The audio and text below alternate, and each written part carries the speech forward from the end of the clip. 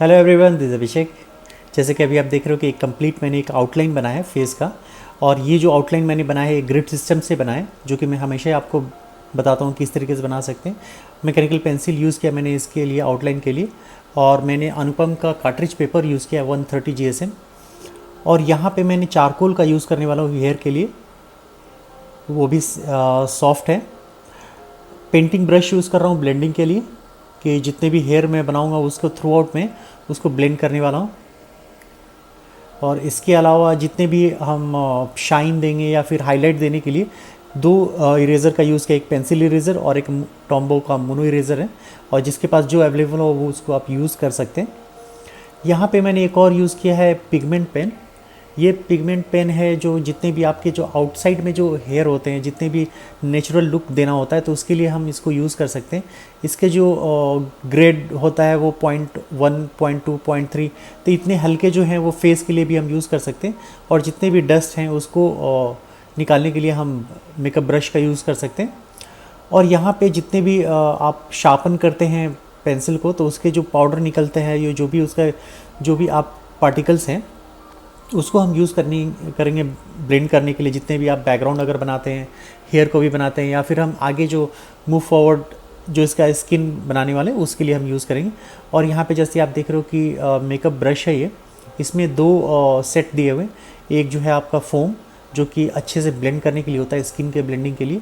और सबसे पहले हम जितना अभी आप देख रहे हो यहाँ पे कि जितने भी शेडो एरिया है उसको हम पहले बनाएंगे। जहाँ जहाँ पे डार्कनेस ज़्यादा है, जैसे कि हमने लाइट कंसीडर किया है टॉप लेफ़्ट साइड से, तो वहाँ से जितनी भी लाइट आएगी पहले शेडो एरिया हम उसका बनाएंगे। जितने भी आप आउटलाइन देख रहे हो फेस के पास, उसको हम सबसे पहले फिल करेंगे। और फिल करने का सबसे अच्छा तरीका ये है कि आप जैसे भी हेयर का फ्लो हो उस तरीके से ही आप पेंसिल को मूव कर सकते हैं। तो हम मोस्टली यूज़ करते हैं चारकोल पेंसिल का। चारकोल पेंसिल का इसलिए यूज़ करते हैं कि इसकी जो डार्कनेस होती है सबसे ज़्यादा होती है, और ये ग्रेफाइट की तरह रिफ्लेक्टिव भी नहीं होता है। तो ये आप जब भी आप हेयर को ड्रॉ करते हैं तो वहाँ पे आप इन सब चीज़ों का यूज़ कर सकते हैं। और जहाँ जहाँ पे आपको हाईलाइट देना है वहाँ पे हम पेंसिल का यूज़ नहीं करेंगे, वहाँ पे एम्प्टी स्पेस रखेंगे। या तो आप एम्प्टी स्पेस रखो, या फिर आप उसको फिल कर दो कंप्लीट, और कंप्लीट होने के बाद फिर आप इरेज़र से उसका शेप दे सकते हो। उसका जो हाईलाइट एरिया है उसको हम दे सकते हैं यहाँ पे। लेकिन मैंने जो मेथड यूज़ किया है वहाँ पे हम उस एरिया को हम टच नहीं करने वाले। और जहाँ जहाँ पे शेडो एरिया है, हेयर का कलर वैसे भी ब्लैक है, तो ब्लैक जो हम कम्प्लीटली फिल करने वाले, अल्टीमेटली हम उसको ब्लेंड करने वाले ब्रश से। तो जो जो भी इसके जो स्मर्ज होगा, स्मर्ज होके वो ब्लैक एरिया के अलावा जितने भी वाइट एरिया है वहाँ पे भी वो फिल होने वाला है। तो एक फॉल ऑफ जो होता है वो चीज़ें दिखनी चाहिए। इसके बाद हम फिर यूज़ करेंगे टॉम्बो मोनो इरेज़र का, या फिर आप यूज़ कर सकते हैं पेंसिल इरेज़र का। तो जितने भी आप देख रहे हो कि जितने भी हेयर के लाइंस हैं वो सारी चीज़ें हम यहाँ पे ड्रॉ करेंगे। और यहाँ पे जो है बहुत ज़्यादा डिटेल नहीं बनाई है मैंने, क्योंकि ये बिगनर्स के लिए है मोस्टली। और जितने भी बिगनर हैं उनके लिए हम स्टेप बाय स्टेप जाएंगे। और बहुत ही कॉम्प्लेक्स मैंने हेयर नहीं लिया, एक सिंपल सा हेयर लिया कि जो भी आप स्टार्ट करते हैं, पोर्ट्रेट स्टार्ट करते हैं, तो एक सबसे पहले आपको सिंपल हेयर वाला ही एक पोर्ट्रेट लेना चाहिए मेरे हिसाब से। क्योंकि हेयर भी एक बहुत ही कॉम्प्लेक्स होता है, क्योंकि आपको शाइन कहाँ पे देनी है, कहाँ पे नहीं देनी है। अभी यहाँ पे जो मैंने हेयर लिया, यहाँ पे स्ट्रेट हेयर है। जब आप कर्ली हेयर लेते हैं तो उसमें आपका जो वर्क है वो एक्सपेंड होता है, उसमें और ज़्यादा आपको वर्क करना पड़ता है। उसमें आपको इरेज़र का यूज़ करना होता है, उसमें आपको जितने भी पिगमेंट पेन जैसे मैंने आपको बताया उसका यूज़ करना होता है। जहाँ पे आपको ब्लेंड करना है वहाँ पे ब्लेंड करना है, और कहीं कहीं पे आपको पेंसिल से ही काम चलाना पड़ता है। जैसे अभी आप देख रहे हो कि पेंटिंग ब्रश का मैंने यूज़ किया यहाँ पे। और जैसे मैंने आपको बताया था, एक टिप दिया था, टिप्स ये है कि आप हेयर को जो भी आप चारकोल से भी बनाएंगे तो बिल्कुल ही उसको आपको उसका जो फ्लो है, हेयर का फ्लो है, उस तरीके से ही बनाएंगे।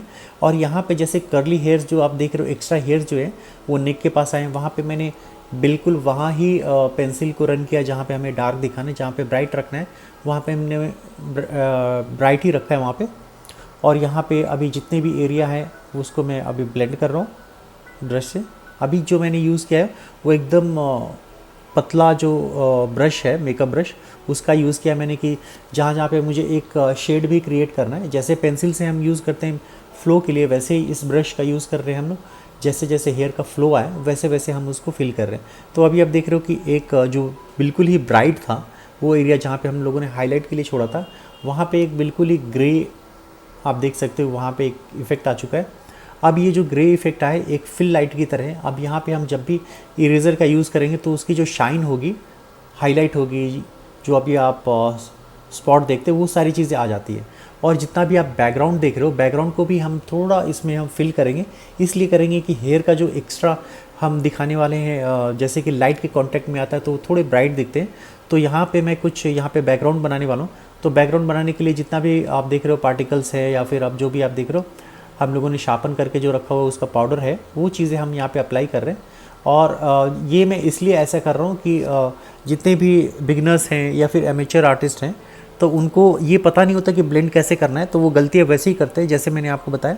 तो यहाँ पे जैसे मैंने पाउडर है, अगर आप इसको इस तरीके से भी यूज़ कर सकते हैं, जैसे मैंने यहाँ पे देखा शार्पन करके, और हर एक एरिया में आप डाल सकते हैं कि ब्रश से आप करते हैं तो कहीं कहीं स्पॉट दिखने लगते हैं। तो इन सब चीज़ों का भी उपाय मैं बताऊंगा आपको कि किस तरीके से आप इसको बिल्कुल ही बिल्कुल ही, जैसे कि अभी आप देख रहे हो कि यहाँ पे मैंने यूज़ किया, ये ब्लेंडर है जो कि मेकअप के लिए यूज़ होता है। आप किसी भी आप शॉप में ले सकते हैं। तो ये ब्लेंडर का यूज़ करके आप देखो कि बैकग्राउंड मैंने बहुत ज़्यादा डार्क नहीं किया है। जब भी हम फेस को बनाने वाले होंगे तब हम एक डार्कनेस देंगे यहाँ पे। अभी फ़िलहाल जो मैं हेयर पे ही कंसंट्रेट कर रहा हूँ, और मैंने बैकग्राउंड को डार्क उतना ही किया है जितना कि मैं उसको हाईलाइट दे सकूँ आउटसाइड एजेस पे। तो यहाँ पे अभी आप देख रहे हो कि जहाँ जहाँ पे हमें आउटलाइन है, एजेस है, क्योंकि हम लोगों ने अल्टीमेटली ब्लेंड कर दिया उसको थोड़ा डार्कनेस जो है बैकग्राउंड में शिफ्ट करने के लिए, तो वहाँ पे फिर से हम पेंसिल का यूज़ कर सकते हैं।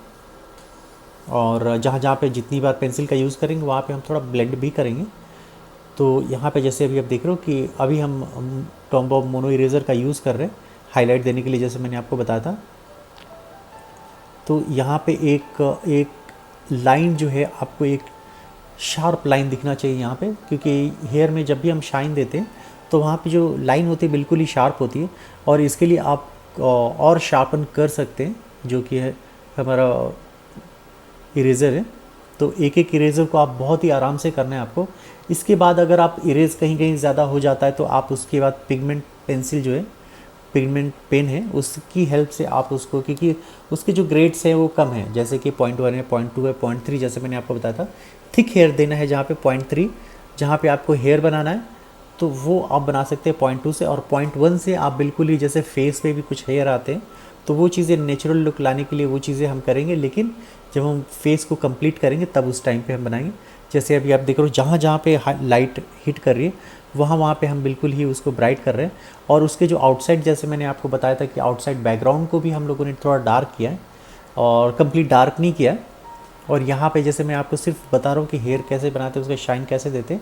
और जहाँ जहाँ पे हेयर जो है कर्व है वहाँ पे आपको जहाँ जहाँ शाइन देना है वो दे सकते हैं, और शेडो एरिया को छोड़ के, जैसे अभी आप देख रहे हो कि जहाँ जहाँ पे शेडो एरिया है उसको हम रहने देंगे, और जहाँ पे लाइट आ रही है तो वो चीज़ें एक इफ़ेक्ट आनी चाहिए, एक 3D इफ़ेक्ट जो है वो चीज़ें दिखनी चाहिए। तो जितने भी आउटसाइड है वो भी मैं कंप्लीट कर रहा हूँ यहाँ पे।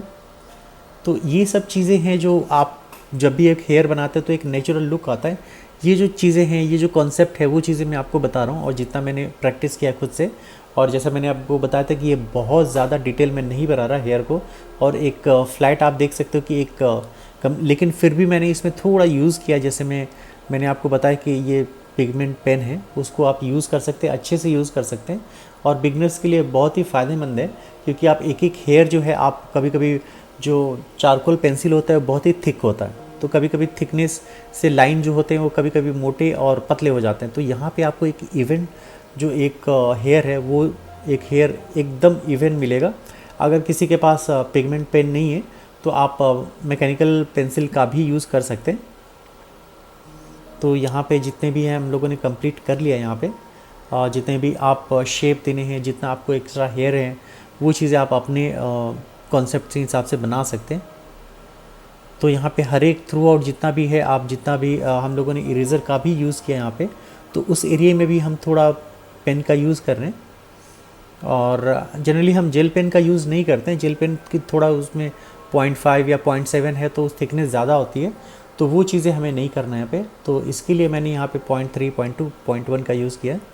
तो ये एक नेचुरल लुक देता है। जितने भी आप बिखरे हुए होते हैं बिल्कुल ही मॉडल टाइप नहीं बनाना है आपको। इनिशियल टाइम पे जितना भी आप नेचुरल दिखाएंगे उतना अच्छा होता है।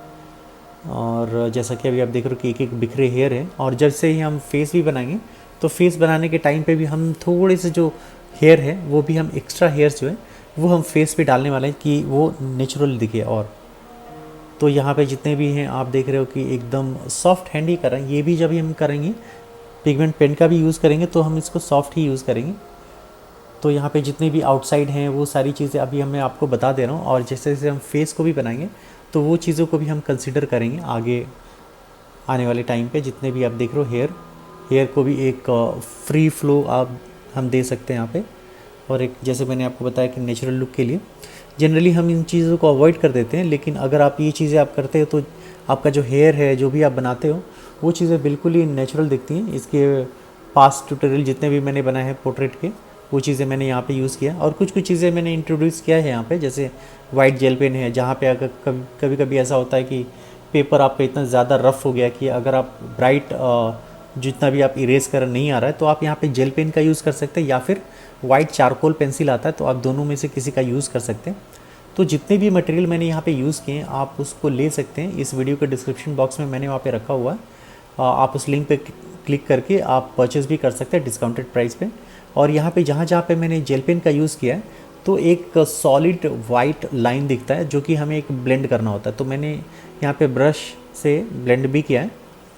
तो यहाँ पे जैसे जैसे आप देख रहे हो कि वाइट जेल पेन का यूज़ किया है तो वहाँ पे हमें ब्लेंड करना होता है, क्योंकि एकदम कंप्लीट थिक वाइट जो होता है वो चीज़ें नहीं दिखनी चाहिए, एकदम हाईलाइट नहीं होनी चाहिए। तो वो चीज़ें जो मैंने यहाँ पे जैसे आप राइट साइड में हेयर में देख रहे हो कि आप एक ब्राइट भी देख रहे हो चीज़ें, तो एक एक जो हेयर है नेचुरल, जैसे मैंने आपको बताया कि लुक देने के लिए आप उड़ते हुए जो हेयर हैं, एक जो कुछ हेयर से आप दिखा सकते हैं वाइट में, और उसको भी हम ब्लेंड कर देंगे क्योंकि बहुत ज़्यादा वाइट भी नहीं दिखाना है वहाँ पे। तो और जैसे जैसे हम चीज़ों को वाइट भी करते हैं, जितने मीन्स कि इरेज़र का यूज़ करते हैं, तो वहाँ पे हम जैसे अभी आप देख रहे हो कि पिगमेंट पेन का यूज़ कर रहा हूँ मैं, तो ये चीज़ें हैं आप यूज़ कर सकते हैं। और हमें थोड़ा यूज़ टू होना चाहिए इन सब चीज़ों के लिए कि आप पेन से भी बहुत ही आप कंफर्टेबल हो जाते हैं। जैसे कि आगे कुछ ट्यूटोरियल में मैं आपको बताऊंगा कि बिल्कुल ही पेन के यूज़ से कैसे आप कर सकते हैं। तो ये कुछ चीज़ें हैं जो मैंने आपको बताई है, और इरेज़र का यूज़ भी आप कर सकते हो। और इसके अलावा जैसे आपको पता है कि एक गिव अवे चालू है, जैसे कि मैंने आपको पता है कि इस पेपर का यूज़ भी मैंने किया, अनुपम का पेपर। तो अनुपम के जितने भी सेट हैं और बहुत सारी चीज़ें हैं जो गिफ्ट हैं वो चीज़ें आपको मिलने वाली हैं गिव अवे में। तो अभी तक के लिए इतना ही है, मिलते हैं अगले एपिसोड में। Thank you.